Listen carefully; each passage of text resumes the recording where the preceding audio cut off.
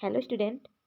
आज की वीडियो में हम लोग महत्वपूर्ण कॉन्सेप्ट को देखेंगे जो हमारी आगामी परीक्षा के लिए बहुत ही आवश्यक है। जो पहला है, देखिए, रिकैप। रिकैप जिसका फुल फॉर्म है regional cooperation agreement on combating PRC and arm robbery against ship in Asia. यह किस लिए था? तो यह जो समुद्री डकैती और सशस्त्र डकैती से निपटने के लिए रिकैप का प्रयोग किया गया था क्षेत्रीय सरकार से अन्य सरकारों द्वारा, क्षेत्रीय सरकार से सरकारों द्वारा। तो सरकार से सरकार द्वारा यह किया गया था, गवर्नमेंट टू गवर्नमेंट किया गया समझौता है। वर्तमान में इसके जो सदस्य हैं 20 सदस्य हैं, देश इसमें सम्मिलित हैं। और भारत ने जापान और सिंगापुर के साथ रिकैप आईएससी की स्थापना की थी। भारत ने जापान और सिंगापुर के साथ मिलकर रिकैप आईएससी की स्थापना की थी और कामकाज में सक्रिय भूमिका निभाई थी। केंद्र सरकार ने इंडियन कोस्ट गार्ड आईसीजे को भारत के भीतर मुख्य केंद्र के रूप में रिकैप के लिए नामित किया है। केंद्र सरकार ने इंडियन कोस्ट गार्ड को भारत के भीतर मुख्य केंद्र के रूप में रिकैप के लिए नामित किया है। और देखिए, इसके जो इसके तहत 3 जो समझौते किए गए थे, जिसे इसका 3 स्तंभ कहा जाता है। पहला है सूचना का साझाकरण, क्षमता निर्माण और पारस्परिक कानूनी सहायता। ये रिकैप के समझौते के तहत सहयोग के 3 स्तंभ है। ये कौन कौन? तो सूचना साझाकरण, क्षमता निर्माण, पारस्परिक कानूनी सहायता, ये तीनों। उसके बाद देखिए, अनुबंध करने वाले दलों को एकत्रित करने और समुद्री समुदाय के बीच जानकारी को प्रसारित करने के लिए सिंगापुर में एक आईएससी की स्थापना की गई थी, जापान, सिंगापुर और भारत के द्वारा। ठीक, देखिए, ये कुछ पुस्तकें हैं और उनके लेखक हैं। तो सुगातो बोस की पुस्तक है 100 horizons the Indian Ocean in the age of global empire. ये किसकी पुस्तक है? तो सुगातो बोस की। उसके बाद जो अगली पुस्तक है, global swing status, Brazil, India, Indonesia, Turkey and the future of international order. ये किसकी पुस्तक है? ये पुस्तक है डेविड क्लीमैन एवं रिचर्ड फॉन्टेन की। नेक्स्ट जो पुस्तक है, war in the Indian Ocean, तो ये पुस्तक है वाइस एडमिरल मिहिर कुमार रॉय की। नेक्स्ट है Samudra Manthan, Sino Indian rivalry in Indo Pacific. ये पुस्तक है सी राजा मोहन की। उसके बाद देखिए जो राष्ट्रपति ब्रुश थे, जिन्होंने वर्ष 2002 में अमेरिका के जो राष्ट्रपति ब्रुश थे, उन्होंने 2002 में अपने यूनियन भाषण में एक्सिस ऑफ इविल, के रूप में इराक, ईरान और उत्तरी कोरिया की पहचान की थी, देशों की पहचान की थी। अगर प्रश्न पूछा जाता है कि एक्सिस ऑफ इविल देशों में कौन से देश सम्मिलित है या इसमें से कौन से देश सम्मिलित नहीं है, तो देखिए, एक्सिस ऑफ इविल जो देश सम्मिलित है वो है इराक, ईरान और उत्तरी कोरिया। ये किसके द्वारा इसकी पहचान की गई थी? तो जो अमेरिकी राष्ट्रपति ब्रुश थे। कब पहचान किया था इन्होंने? 2002 में। देखिए, अगला कॉन्सेप्ट जो हमारा होगा, देखिए, थ्योरी जो है परिरोधन की, जिसे कॉन्टेनमेंट कहते हैं। परिरोधन की जो थ्योरी है, कॉन्टेनमेंट थ्योरी, जो नीति ट्रूमैन सिद्धांत से संबंधित है। जब द्वितीय महायुद्ध के पश्चात संयुक्त राज्य अमेरिका द्वारा अपनाई गई वह नीति जिसका लक्ष्य साम्यवादी राज्यों के प्रसार को उनकी भौगोलिक सीमाओं तक सीमित करके रखना था। इस उद्देश्य, अब देखिए, कुछ ट्रीटी है और कन्वेंशन है जिसका निर्माण वर्ष दिया गया है। देखिए, ओपन स्काई ट्रीटी जो होती है 1992 में, केमिकल वेपन्स कन्वेंशन होता है 1993 में, ओटावा लैंडमाइन कन्वेंशन 1997 में, और स्ट्रेटेजिक ऑफेंसिव रिडक्शन ट्रीट एवसओआरटी ये होता है 2002 में। तो ओपन स्काई ट्रीटी कब होती है? 1992 में। ये मिलान करने के लिए आ सकता है। केमिकल वेपन्स कन्वेंशन होता है 1993 में, ओटावा लैंडमाइन कन्वेंशन होता है 1997 में, और स्ट्रेटेजिक ऑफेंसिव रिडक्शन ट्रीटी होती है 2002 में। देखिए, क्या है पुनः विनियोजन क्या है? तो यह बजट के एक शीर्षक से धन को उसी विभाग के दूसरे शीर्षक जहां धन व्यय करने की जरूरत है में अगर हस्तांतरित करने की प्रक्रिया है तो उसे क्या कहा जाएगा? पुनः विनियोजन किसे कहते हैं? कि जो बजट के एक शीर्षक से धन को उसी विभाग के दूसरे शीर्षक जहाँ धन व्यय की करने की आवश्यकता या जरूरत है में हस्तांतरित किया जाता है, इसी प्रक्रिया को क्या कहते हैं? तो पुनः विनियोजन कहते हैं। पूछा जा सकता है पुनः विनियोजन क्या है। देखिए एक क्वेश्चन भी बहुत ज़्यादा पूछा जाता है। देखिए भारतीय संविधान के 61वें संविधान संशोधन द्वारा अनुच्छेद 326 को संशोधित करके मताधिकार की आयु 21 से घटाकर 18 वर्ष कर दी गई। किस संविधान संशोधन के? 61वें संविधान संशोधन में अनुच्छेद जो 326 है इसको संशोधित करके मताधिकार की जो आयु थी वह 21 से घटाकर 18 वर्ष कर दी गई, ताकि देश के युवा वर्ग को जिन्हें अभी तक कोई प्रतिनिधित्व नहीं मिल पाया था उसकी भावना व्यक्त करने का अवसर मिल सके। ये क्वेश्चन पूछा जाता है कि कब मताधिकार की आयु 21 से घटाकर 18 कर दी गई थी? तो 61वें संविधान संशोधन में। अब देखिए आयोग समितियां हैं और उससे संबंधित मुद्दे। तो महाजन आयोग जो है यह संबंधित इसका जो मुद्दा था वह था विधानमंडल एवं निर्वाचन प्रक्रिया से संबंधित था। श्री कृष्णा आयोग जो है यह तेलंगाना आंध्र प्रदेश से संबंधित मुद्दा था। पुंछी आयोग है ये केंद्र राज्य संबंध से संबंधित है, और जो सच्चा समिति थी यह संबंधित थी मुस्लिम अल्पसंख्यक से। तो महाजन आयोग विधानमंडल एवं निर्वाचन प्रक्रिया से, श्री कृष्णा आयोग तेलंगाना आंध्र प्रदेश से, पुंछी आयोग केंद्र राज्य संबंध से, और सच्चर समिति मुस्लिम अल्पसंख्यक से संबंधित समितियां थी। देखिए भारत की साम्यवादी पार्टी ने जयप्रकाश नारायण, राम मनोहर लोहिया और अन्य समाजवादियों को 1942 के आंदोलन के दौरान जापानी एजेंट कहा। किसे? देखिए जापानी एजेंट क्या है या किसे कहा गया? तो जयप्रकाश नारायण, राम मनोहर लोहिया और अन्य समाजवादियों को 1942 में भारत की साम्यवादी पार्टी द्वारा क्या कहा गया? तो जापानी एजेंट कहा गया। जापानी एजेंट कहा गया। अब देखिए यहाँ कुछ थिंकर्स है और उनकी अवधारणा है। तो यम फूको की जो अवधारणा है वो है बायो पावर, जैव शक्ति या सत्ता से संबंधित। बायो पावर से संबंधित जैव शक्ति या जैव सत्ता से संबंधित है। कौन? तो यम फूको। स्टीवन लुकस जो है ये संबंधित है सत्ता का उग्रवादी दृष्टिकोण। इनकी अवधारणा क्या है? तो सत्ता का उग्रवादी दृष्टिकोण स्टीवन लुकस की। स्टीवर्ट क्लेग की जो अवधारणा है सर्किट्स ऑफ पावर स्टीवर्ट क्लेग की अवधारणा है। फिर एफ नित्से बात करते हैं विल टू पावर की बात करते हैं नित्से। स्टीवर्ट क्लेग बात करते हैं सर्किट्स ऑफ पावर की। स्टीवन लुकास जो है यह सत्ता का उग्रवादी दृष्टिकोण की बात करते हैं, और जो यम फुको है ये बायो पावर की बात करते हैं। तो ये देखिए ध्यान से आप लोग देख लीजिएगा, एग्जाम में पूछा जा सकता है। यम फुको बायो पावर से संबंधित है, स्टीवन लुकास सत्ता का उग्रवादी दृष्टिकोण, स्टीवर्ट क्लेग सर्किट्स ऑफ पावर, और यफ नित्से जो है ये विल टू पावर से संबंधित हैं। ये देखिए डेविड एप्टर ने आधुनिकीकरण को 3 स्थितियों के संबंध में परिभाषित किया है। डेविड एप्टर ने आधुनिकीकरण को 3 स्थितियों के संबंध में परिभाषित किया है। पहली स्थिति जो है नवपरिवर्तनीय सामाजिक व्यवस्था, दूसरी है विभेदित नम्य सामाजिक संरचना, और तीसरी है प्रौद्योगिकी रूप से उन्नत विश्व में कौशल तथा ज्ञान के लिए सामाजिक आधार। ये क्या है? तो ये डेविड एप्टर ने आधुनिकीकरण को 3 स्थितियों के संबंध में परिभाषित किया है। डेविड एप्टर ने आधुनिकीकरण के विषय में 3 स्थितियों को बतलाया है। पहला है नवपरिवर्तनीय सामाजिक व्यवस्था, दूसरा है विभेदित नम्य सामाजिक संरचना, और तीसरा है प्रौद्योगिकी रूप से उन्नत विश्व में कौशल तथा ज्ञान के लिए सामाजिक आधार। अब देखिए कुछ पुस्तकें हैं उनके राइटर हैं। द पॉलिटिक्स ऑफ मॉडर्नाइजेशन ये पुस्तक है डेविड एप्टर की। आधुनिकीकरण की बात की थी अभी आपने, 3 विशेषताएं देखी इनकी। तो द पॉलिटिक्स ऑफ मॉडर्नाइजेशन इनकी पुस्तक है। नेक्स्ट है डेवलपमेंट इज फ्रीडम यह पुस्तक है अमर्त्य सेन की। और पॉलिटिकल ऑर्डर इन चेंजिंग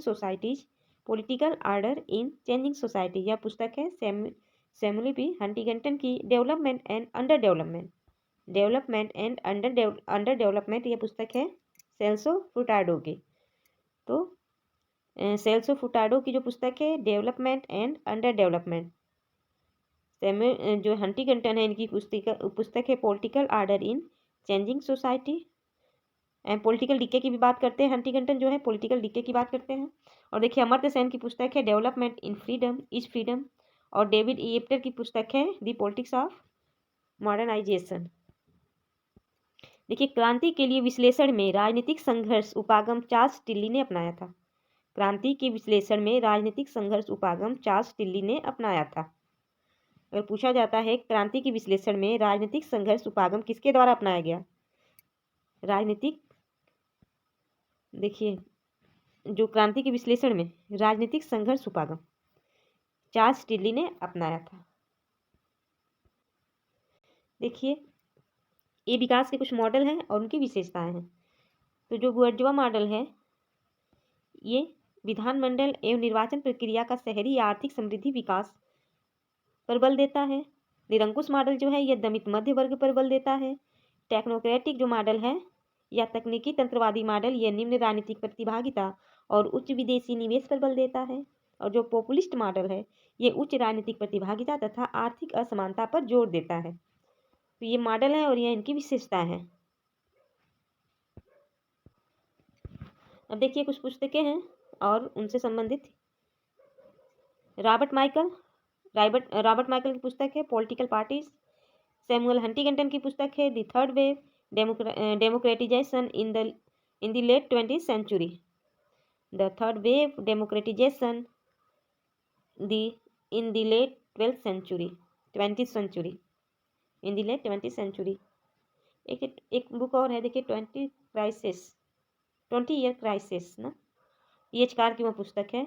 और जो 20th सेंचुरी है the third wave democratization the late 20th century की बात कौन करता है, सैमुअल हंटिंगटन करते हैं। इन्होंने 3 वेव बतलाया था, फर्स्ट सेकेंड थर्ड वेव, और अपने इंडिया को किस में रखा था, सेकेंड वेव में रखा था। ठीक, फिर देखिए अगला है रॉबर्ट डहल। जो रॉबर्ट डहल है इनकी पुस्तक है डेमोक्रेसी एंड इट्स क्रिटिक्स। फिर है फ्रांसिस फुकुयामा की पुस्तक है state building governance and world order in the 21st century. Francis Fukuyama की पुस्तक है state building governance and world order in the 21st century.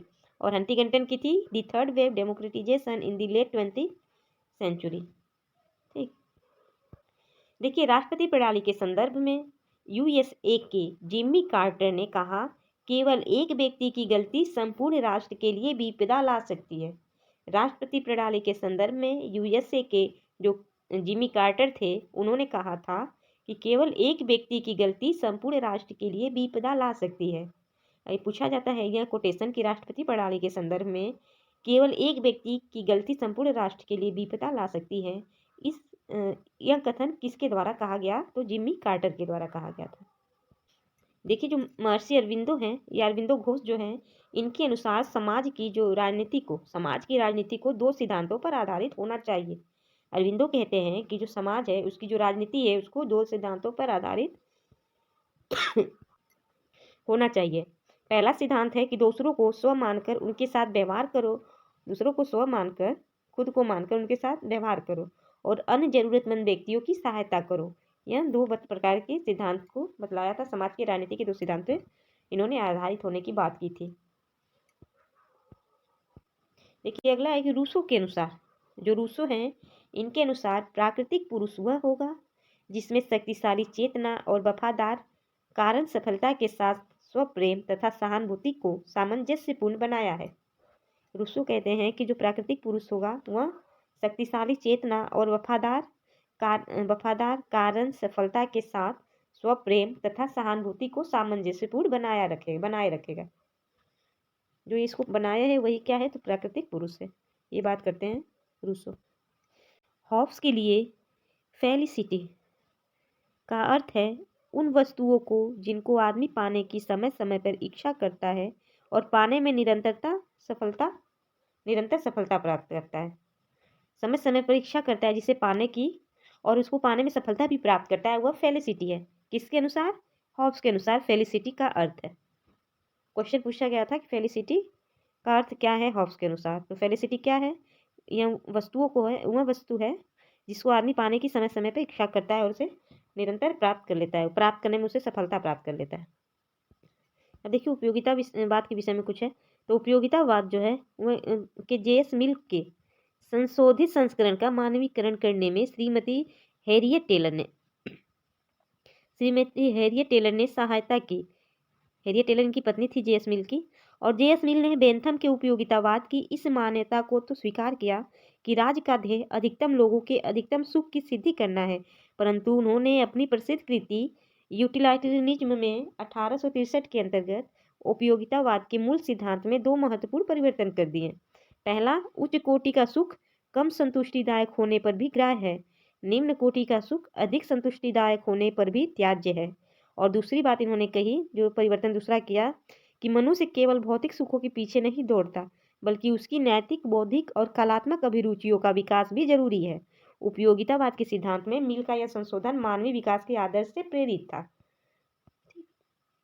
तो जो उन्होंने बेंथम के उपयोगितावाद में परिवर्तन किया था, तो यह 2 संशोधन उन्होंने किया था, 2 परिवर्तन किए थे। इनकी पुस्तक है यूटिलिटेरियनिज्म, जो कि 1863 में आती है। इसमें इन्होंने उपयोगितावाद के जो 2 महत्वपूर्ण सिद्धांत दिए थे। देखिए, जो कार्ल मार्क्स है, उनके अनुसार श्रम शक्ति श्रमिक के मस्तिष्क, मांसपेशी तथा नसों के बराबर होती है। मार्क्स के अनुसार जो श्रम शक्ति है वह श्रमिक के मस्तिष्क, मांसपेशी तथा नसों के बराबर होती है। और मार्क्स ने अतिरिक्त मूल्य के सिद्धांत के अंतर्गत श्रम को वस्तुओं का सामान्य सामाजिक सार तत्व माना है।